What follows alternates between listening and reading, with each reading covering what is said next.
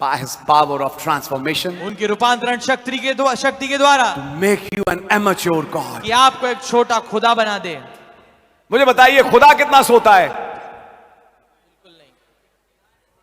खुदा में और जानवर में सबसे बड़ा फर्क, खुदा सोता ही नहीं है।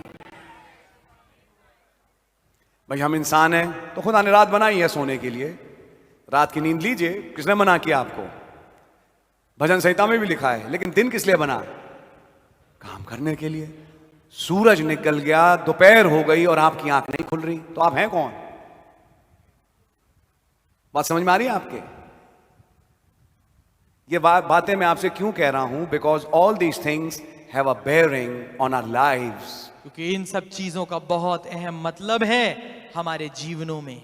रात को कौन जागता है? कॉकरोच। रात के प्राणी बताइए कौन है? कॉकरोच, उल्लू, चूहे,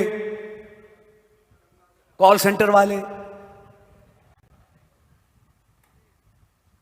मैं गलत तो नहीं बोल रहा? चूहे, बिल्ली, कांतर, वही स्वभाव। और अगर नहीं था, कुछ दिन काम करने के बाद हो जाएगा। आपकी बात समझ में आ रही है? वहीं पहुंचेंगे। वही मेंटेलिटी, वही माइंडसेट। या तो कुछ दिनों में एक नई बीमारी पाल लेंगे, क्योंकि रात बनाई सोने के लिए, दिन बनाया जागने के लिए।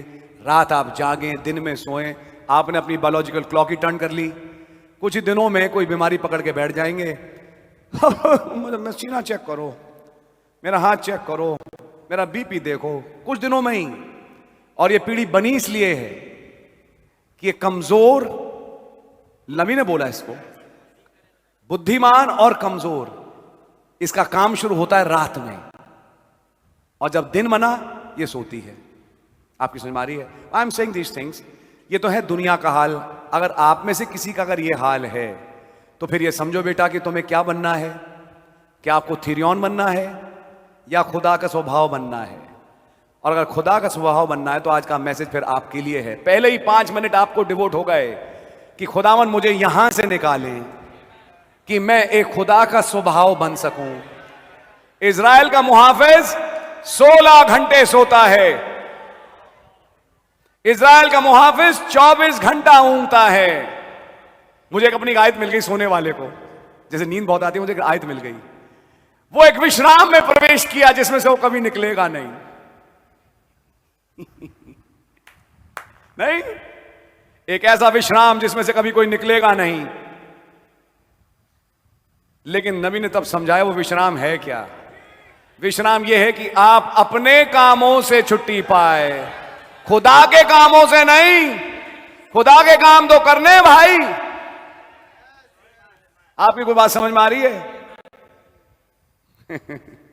आयतें अजीब सी मिलती हैं, लेकिन लिखा है तब मेरे पास एक और आए थे, थोड़ी सी नींद और, थोड़ा सा हाथ पे हाथ, ऐसे ही तेरा कंगलापन आ जाएगा। एक बात याद आई, एक बिल्कुल मैसेज थोड़ा संदेश के प्रचार से थोड़ा हटके, लेकिन हटके भी नहीं है। टाइट टाइम पे दिया करो। बाइबल के कहे थे आमोस में, पहले वर्ष का दशमांश तीसरे वर्ष में लाओ। खुदावन उपहार उड़ा के बोल रहे हैं आमोस से, पहले साल का दशमांश तीसरे साल लाओ, तब क्या मैं तुम्हें बरकत दूंगा। जब कमाई हुई उस टाइम का दशमांश उसी टाइम लाओ।